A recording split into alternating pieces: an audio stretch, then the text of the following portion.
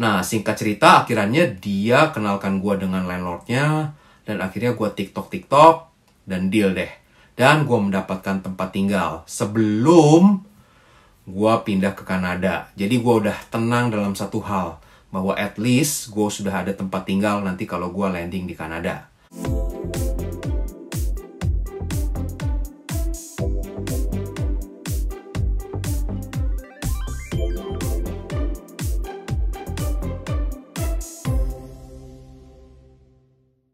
Halo guys, ketemu lagi nih dengan gua Darwin dalam channel pribadi gua, Opini Darwin.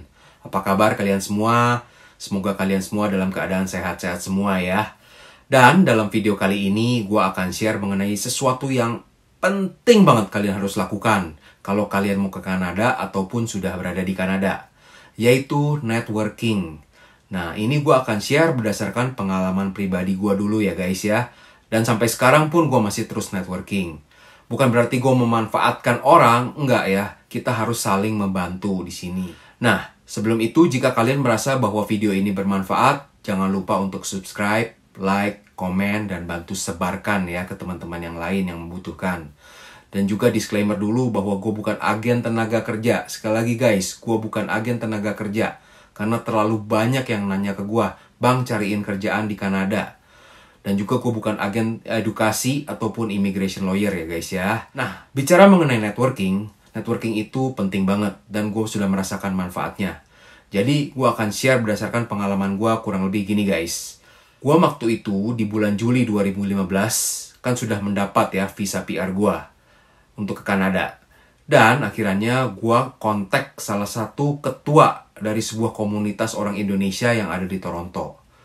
Nah, ketuanya itu sangat baik sekali guys. Dia merespon terhadap email gua dan akhirnya gua korespondensi dengan dia. Gua tanya banyak hal ya. Semua gua tanyain. Dari cara sekolah anak nanti bagaimana, cara beli baju bagaimana, cara mencari pekerjaan bagaimana di sana. Ya, semua dia jawab dengan baik ya. Jadi gua email-emailan dengan dia tuh banyak banget. Dia orangnya sangat baik sekali ya, ketua komunitas ini. Dan akhirnya tiba di suatu momen di mana dia tanya ke gua, "Darwin, sudah ada tempat tinggal belum?" Nah, itu sesuatu yang gue juga lagi mumet sebenarnya guys. Gue lagi bingung nih, ntar gimana ya gue dapetin tempat tinggal di sini ya. Nah, akhirnya gue cerita ke dia bahwa gue belum dapet tempat tinggal nih. Bagaimana ya tempat tinggal yang baik di daerah mana, yang aman buat anak-anak, yang sekolahnya bagus. Nah, akhirnya dia share. Dan dia bilang bahwa dia akan coba sebarkan informasi ini ke komunitas dia. Dan akhirnya, ternyata di komunitas dia ada salah satu keluarga orang Indonesia yang mempunyai tempat yang bisa disewakan di basementnya ya. Nah, seperti kita ketahui kalau rumah di sini itu ada basementnya mostly guys. Dan basementnya itu bisa dibikin sebagai satu lantai tersendiri. Ada 1 atau 2 kamar, ada kamar mandi dan ada dapurnya. Jadi seperti apartemen gitu ya. Nah, singkat cerita, akhirnya dia kenalkan gue dengan landlordnya. Dan akhirnya gue TikTok, dan deal deh. Dan gue mendapatkan tempat tinggal sebelum gue pindah ke Kanada. Jadi gue udah tenang dalam satu hal, bahwa at least gue sudah ada tempat tinggal nanti kalau gue landing di Kanada. Nah, itu adalah benefit yang pertama yang gue dapatkan, karena gue networking ya guys ya. Lalu yang kedua, si ketua komunitas itu memang sangat baik sekali guys. 2 bulan sebelum gue landing, dia menanyakan lagi, apakah nanti ada yang akan menjemput gue ketika gue tiba di Kanada, di Toronto Pearson Airport. Gue jujur sekali lagi, gue bilang, gue belum ada. Tapi jangan khawatir, nanti gue coba naik taksi aja. Ya kan gue gak enak, gue ngerepotin banyak orang. Ternyata dia share ke komunitasnya. Dan akhirnya ada beberapa temen yang mau jemput gue. Dan gue dikenalin dengan mereka. Wah, itu akhirnya puji Tuhan banget ya guys ya. Akhirnya ada beberapa teman yang menjemput gua guys. Bayangin, gua bertiga dengan istri dan anak. Itu bawa koper 6 biji yang 20 kiloan lebih. Belum ada yang koper-koper kecil yang sekitar 10 kiloan 3 biji. Wah, itu bener-bener berat sekali ya guys ya. Bawa tank-tangannya tuh banyak banget. Tapi bersyukur banget ada yang jemput gua. Dan itu manfaat dari networking yang gua rasakan guys. Dan benefit ketiga yang gue dapat dari networking itu ialah pencarian pekerjaan. Gue udah share hal ini di beberapa video gue ya. baik yang di Indo di Toronto maupun yang di Opini Darwin. Seperti yang kalian ketahui bahwa gua waktu itu ikut program yang namanya Brian J. Fleming, di mana 1,5 bulan gua di kelas dan 1,5 bulan gua co-op atau magang. Dan tempat magangnya itu akhirnya gua tanya ke landlord gua karena istrinya kerja di perusahaan yang cukup besar di North America. Dan ternyata di tempat istrinya itu lagi buka posisi untuk summer student internal audit ya guys ya. Dan akhirnya gue submit. Dan ternyata akhirnya gue mendapatkan co-op itu. Seperti yang kalian tahu bahwa kelanjutannya setelah gue co-op 4 bulan, akhirnya ada chance untuk gue menjadi permanen guys. Akhirnya gue mendapatkan pekerjaan.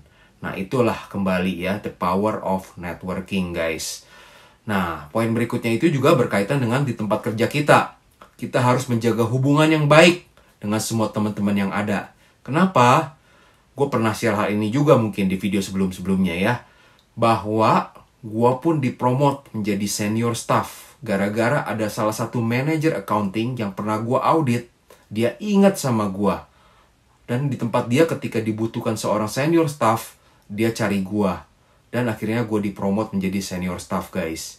See, that's the power of networking again ya. Kita harus menjaga hubungan yang baik dengan teman-teman yang ada.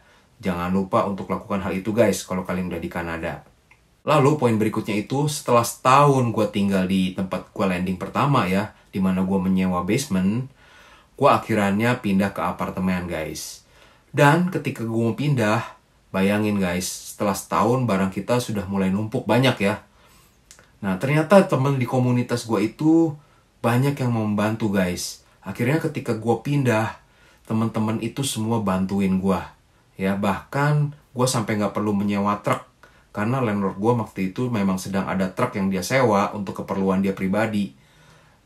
Dia bilang pakai dulu untuk pindahan guys. Jadi akhirnya gue nggak perlu sewa truk. Dan teman-teman bantu gotong-gotong barang untuk gue pindahan dari basement itu ke apartemen gue. Bayangin guys, itu sekali lagi adalah the power of networking ya. Tapi gue share hal ini bukan berarti gue memanfaatkan teman-teman yang ada di sini guys. Gue percaya dengan adanya asas gotong royong ya, asas yang kita bawa dari Indonesia. Akhirnya gue pun tetap membantu teman-teman yang ada guys. Contohnya kalau di gereja lagi ada teman yang mau pindahan nih. Nah kita semua bantu untuk pindahan juga gitu ya. Atau misalkan ada teman yang lagi mau pulang ke Indonesia nih. Ya dia mau ke Toronto Pearson. Akhirnya kita giliran suka ada yang saling mau mengantarkan teman itu ke airport gitu ya. Jadi kita menggunakan asas saling membantu guys, bukan saling memanfaatkan ya. Nah, jadi kembali lagi guys, itu sesuatu yang penting sekali untuk kalian networking. Sebenarnya masih banyak hal lagi yang gue pengen share ya dari networking itu ya. Satu hal lagi gue baru ingat ya, ketika gue waktu baru landing, kan gue juga perlu membuat rekening bank ya. Nah, ada salah satu dari orang yang di komunitas Indonesia yang ada di Toronto ini, dia bekerja di bank. Akhirnya gue dijemput sama dia pakai mobil dia. Dan gue dibawa ke bank dia dan membuka rekening di situ. Dan setelah membuka rekening, gue diantar kembali pulang guys. Bayangin, betapa privilege-nya itu ya, betapa spesialnya gue bisa mendapatkan hak seperti itu. Dan kalian percaya apa enggak? Yang jemput gue itu, dia pakai Mercy lagi mobilnya guys. Untuk antar dan jemput gue untuk buka rekening di bank. Jadi gue merasa terberkati banget. Jadi kurang lebih seperti itu dulu videonya. Semoga videonya ini bermanfaat. Jangan lupa untuk subscribe, like, komen, dan bantu share ya. Sampai jumpa di video berikutnya. Bye!